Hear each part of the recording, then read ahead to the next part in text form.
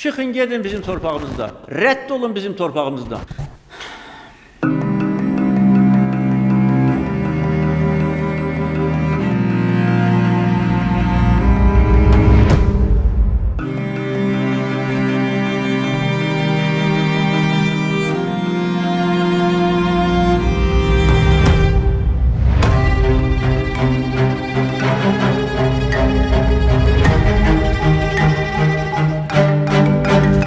Ստորագրվեց Հայաստանի համար նման ոչ շահեկան փաստաթուղթ։ Paşinyan, ne oldu be? Bu ne oldu Paşinyan diyesen.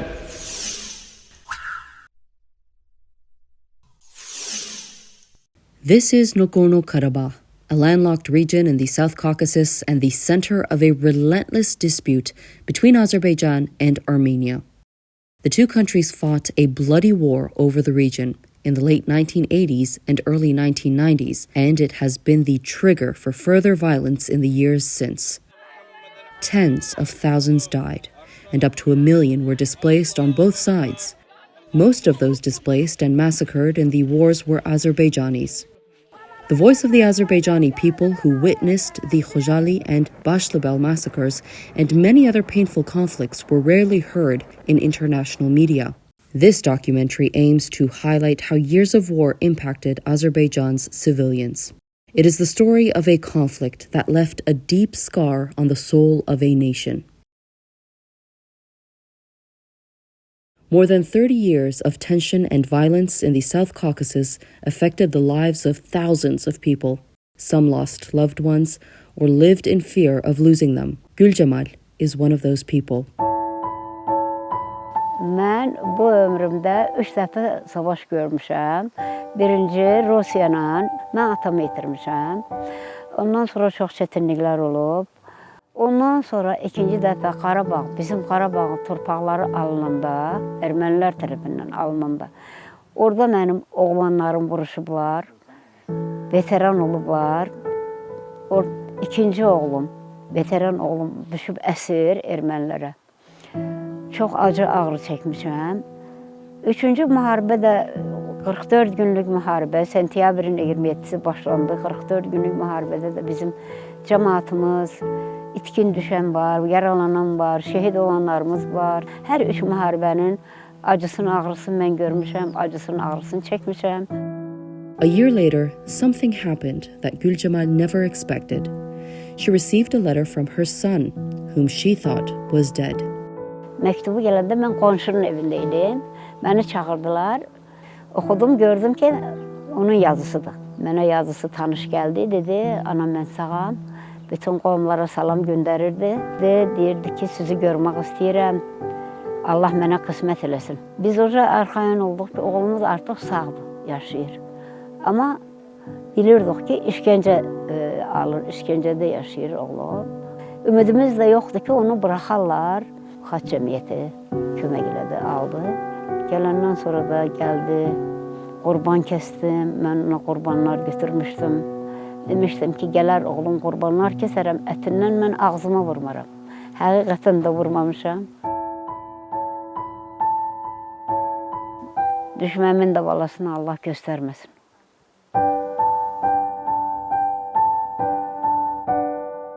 The village of Bashlabel in Azerbaijan's Khalbajar district witnessed one of the bloodiest acts of terror against Azerbaijani civilians in April 1993. Armenian armed forces attacked Bashlabel village, looted and burned villagers' houses, and blocked the only tunnel connecting the village to the district center.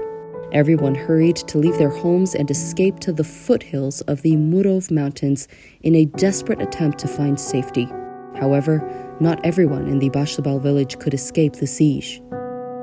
More than 60 civilians, patients, elderly, and children who could not walk to the safe zone were left behind.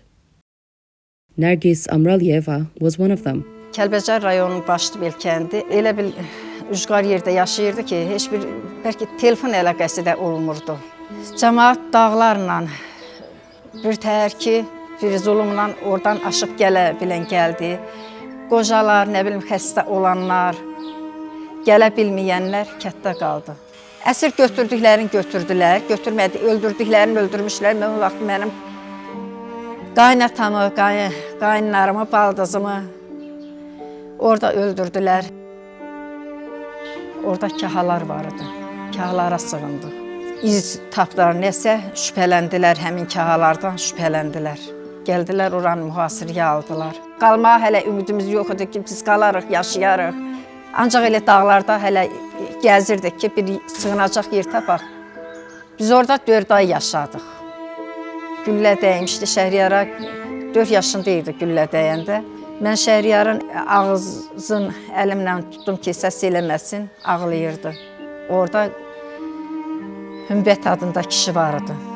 Hümbət kişi sağaltdı onun qolun, sağ olsun. Qolundan çıxan sümükləri bir pensilin şüşəsinə yığmışdım. Dedi, bala bunu saxla, gələn Hümbət kişi dedi. Bax, gələr bir azadlığa çıxan vaxtı.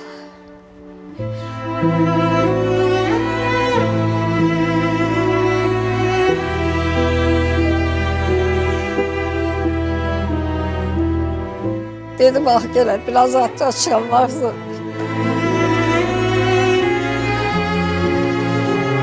Bu gör ki, olar erməni belə vəşiliyin görsünlər. 4 yaşında uşağın nədə günah, qolu parçalanır, sümüyü penzilin şüşəsində.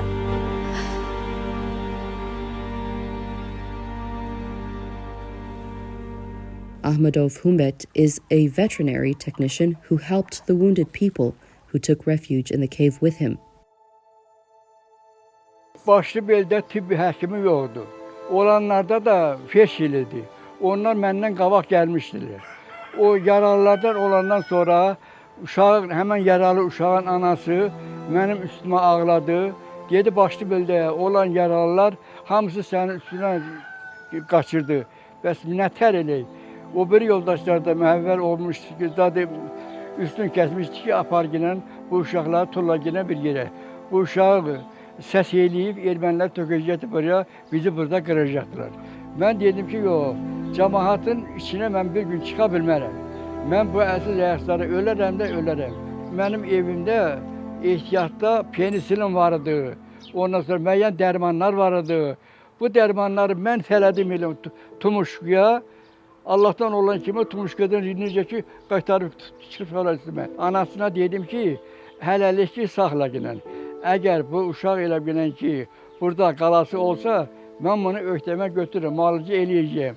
Amma zaten mən də öləndən sonra vallahi da mən neyə bilərəm? Humbet, who tried to help everyone in the cave, had to watch his own wife die. Yoldaşım da özün idarə evini bilmirdi, paraliz idi. Saat 8 iradəli olardı. Aynəbətdə oturub ikimiz də çay çörək yedik, axşam çay çörəyi. Bir də baxdı ki, içəri bir hərbiçi gəldi. Elə oldu ki, bunlar gələndə mən özümdən bir yerə qorxdum. Ona görə qorxdum ki, yoldaşım hələ bilmirdi ki, həyatda nə var. Mən də yoldaşımı dedim, biz də burada qala bilmərik. Elə mən də yoldaşıma köməkdarlıq elədim. Çölə çıxacağında gördüm ki, buradan cınaqdan atdılar. Yoldaşımın veydinə yaxın gedə bilmədim. Nətər də üstündə zadı, bir dərəni zadı. Burada elə bastırmadı, üstünü bastırmadı, yoran döşəyindən zadı. 28 il öncə Başlıbel kəndimiz işğal oldu. 21 yaşım var idi. Oradan çıxanda mənim 2 övladım var idi. Daşqın 2 yaş 6 aylıq idi. Xanlar 9 aylıq idi. Hamı kimi biz də çıxmaq məcburiyyətində qaldıq. Ermənilər oranı həm tutmuşdular, həm də artıq qarətə başlamışdılar. İşğal eləyirdilər hər yanı. Cəmaatı öldürürdülər, qabağına keçənləri, evləri yandırırdılar.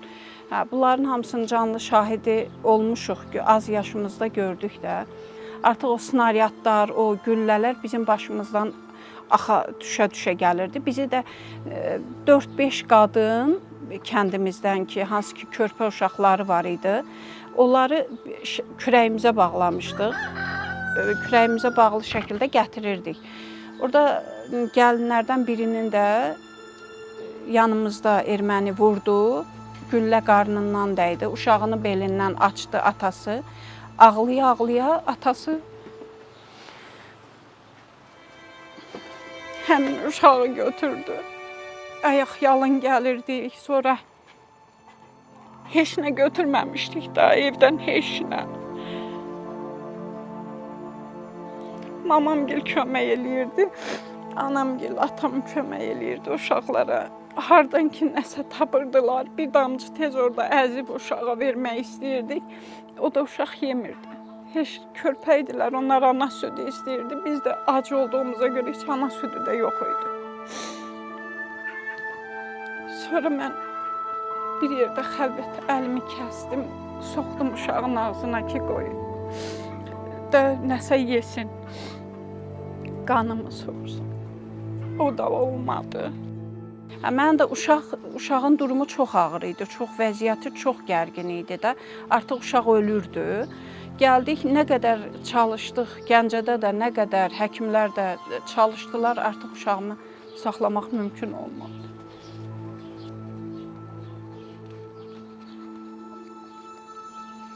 Orada çox şeylər görmüşdük ya, ona görə elə bil onu hatırlayanda heç vaxt yadımdan çıxmır. Təzədən elə bir yaddaşım itir, belə bir sallara düşür.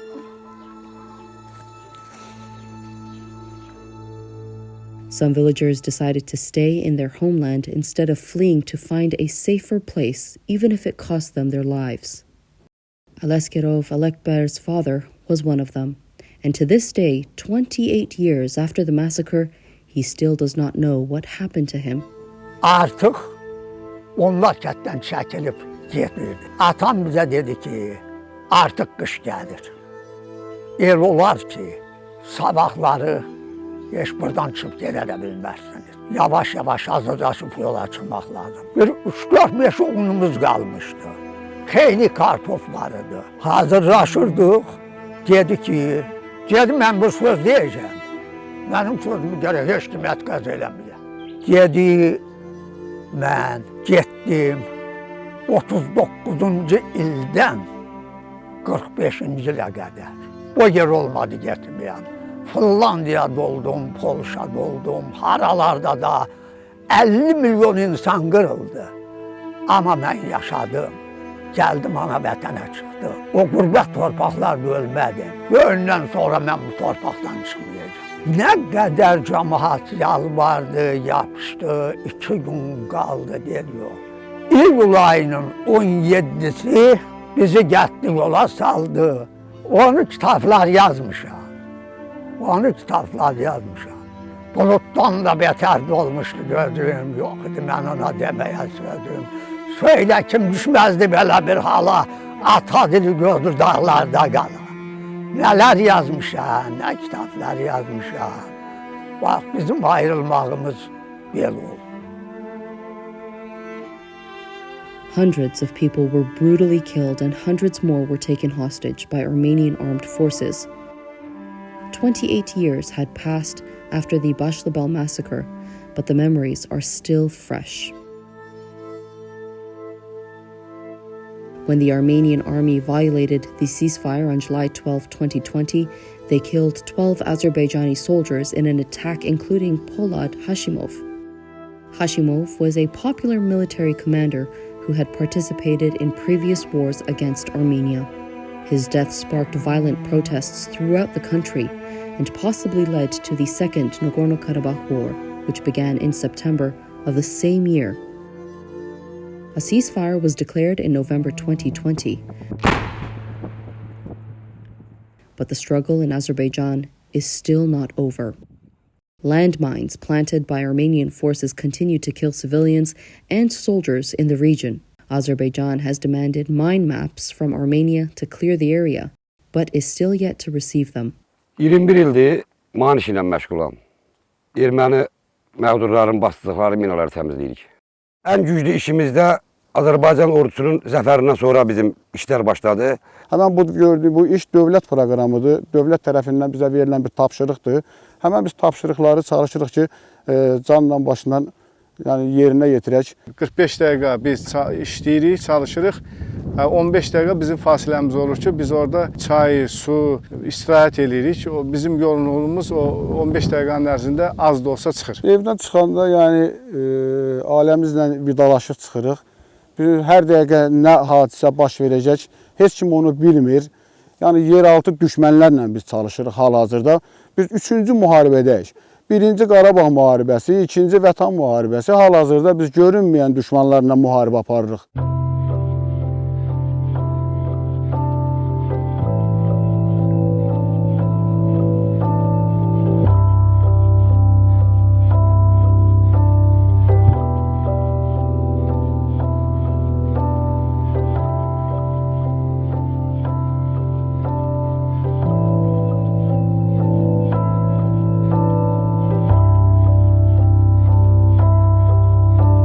Madat Mamadov is a soldier who has devoted his whole life to defending Azerbaijan. He puts his country first, even before his own family and personal ambitions. Bütün regionlarda aparılan mina təmizləmə əməliyyatlarına aparıcı mütəxəssis kimi nəzarət edirəm. Mən özüm burada yaşayıram, burada köydə, yaxın köydənəm. Həm müharibədə, təhsil zamanında evdən uzaq düşdüm. Həm sonra müharibə oldu, Qarabağ müharibəsi, 7 il orada döyüşlərdə oldum və oradan ailədən uzaq düşdüm, uzun müddətdir. Bəli, eşim çox əziyyətlər çəkdi məndən yana. 400 kilometr bir məsafəni təsəvvür edin ki, hər həftə gedirdik, bir həftə qalırdıq, sonra növbəti həftəni evə gəlirdik. Və demək olar ki, ayda 4 gün, 5 gün bir evdə ola bilirdik. Bəli, bu ailə üçün, eşim üçün çox çətinlər keçirdi. Demək olar ki, mən uşaqların necə böyüdüyünü mən hiss etmədim. Mən uşaqlarla bir qayğı yaşaya bilmədik, çünki işlərimiz çox ağırdı, həddən qalmaq olmurdu, işlə daim məşğul olduq. Və bir zaman oldu ki, uşaqlar dünyaya gəldi və bir zaman da gördüm ki, artıq uşaqlar böyüyüblər, ali məktəblərə gedirlər. A few weeks after filming, Mamadov was injured when he fell on a landmine. He is currently undergoing treatment in a hospital. Innocent civilians were the main targets of the mines Armenian forces buried in the region. Huseynov Akif almost lost his entire family to mines after the end of the war. Övladlarım Hüseynov Razi Akifoğlu, Hüseynov Bayram Akifoğlu taxıl sahələrinə baxmağa gedən zamanı qəbdən fikirdən düşür ki, bizim işğalda olduğumuz torpağımız, həmən torpağa baxmağa görə ora gediblər. Ora gedən zaman bayram günü olduğuna görə uşaqdır da həvəsi üçün gedə elə biz də orada bir şənlik yaradaq kəndimizdə çərçəmə qalıyaq. Ora gedən zamanı Akopdan keçəndə həmən uşağın bir dənəsi düşür miniyə, o bir qardaşı ona köməyə gedən zamanı o da düşür miniyə. Hadisə yerə gedən zaman görmüşəm ki, uşağımın biri qanın içində Akopun o üzünə yıxılıb, biri də ortadadır, Akopun içindədir, uşağı da qucağındadır. Uşaq öz atasının qucaq hissəsində dik durub. Atası da deyir ki, qorxma, qorxma, amma atası qan içindədir. Uşaq, onu mənlə bir yoldaş getmişdi. O uşağı götdü Zöhrəb adında. Qaldırdı, gördü uşaq belə əsir. Mənə dedi ki, müraciət dedi ki, mən bunu aparım, uşaq qorxur. Sən daldan bunlara kömək etdi. İkinci oğlum gəlib köməyimə. Köməyə gələn zamanı ikimiz, birimiz sağ qoluna, birimiz sol qoluna ki, buna kömək etmək istəyəndə elə qaldıranda 3-cü mina partladı orada. Mina partlayan zamanı da həmən o köməyə gələn oğlumun bir qırçın apardı. Mən də qırçımın bir neçə yerdən qırdı. Həmən o zərər çəkmiş oğlumu da para-para elədi. Tökdü yanımıza. İnsan sifətinə çıxdı.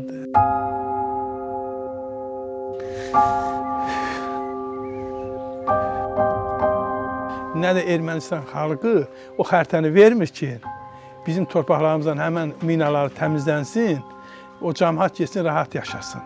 Çox adam düşür minaya. Niyə müharibə olub, ancaq mina müharibəsi olub. İndi Ərbəxay müharibəsi deyil. Civilians, mostly Azerbaijanis, have suffered the most from this war, and they were abandoned by the international community.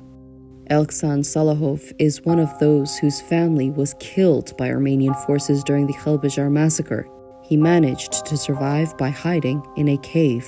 He wrote a book to help victims have their voices heard. Noyabrın 20'sində Ermənistan silahlı qüvvələri Kəlbəcər rayonunu boşaltdıqdan sonra mən Azərbaycan hökumətinə müraciət etdim. İlk dəfə olaraq Basilbel faciəsinin 28-ci il dönümü hadisənin törədildiyi yerdə keçirilməsinə icazə istədim. təşəkkür edirəm. Bizə şərait yaratdılar. Hadisənin törədildiyi yerdən foto və video çəkilişlər, hadisənin törədildiyi yerdə o zaman qalmış maddi sübutlar təsdiqləndi, aktlaşdırıldı, göstərildi. Biz 12 nəfərin nəşini, sümüklərinin qalıqlarını biz o qəbirlərdən çıxartdıq. Onların doğmaların, ailə üzvlərinin DNT analizlərindən təsdiq etdik. Onları da tiş-tiş o sənədlərin üstünə əlavə elədik, göndərdik Avropa məhkəməsinə, göndərdik beynəlxalq təşkilatlara. Mən oradan çıxanda o hadisələri görəndə, mənim ailəmdə yaşanan o faciələri görəndə mənim 21 yaşım var idi. Artıq mən 48 yaşındayım. Aprel ayının 18-də Başlıbel kəndində törədilmiş soyqırımdır. Halbuki dünya bunu görmür. Dünya Azərbaycanda törədilən ermənilərin mülki Azərbaycan vətəndaşlarına törətdiyi bu qətliyama, bu soyqırıma kardır, eşitmək istəmir, kördur, görmək istəmir.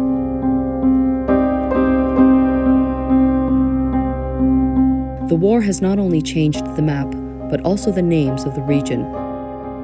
President of Azerbaijan Ilham Aliyev declared the name Nagorno-Karabakh would no longer be used, stating that it would now simply be called Karabakh. He also added that Karabakh, with its flat and mountainous regions, is an integral part of Azerbaijan. The only thing that has not changed for years is the desire of its people to live in peace and safety.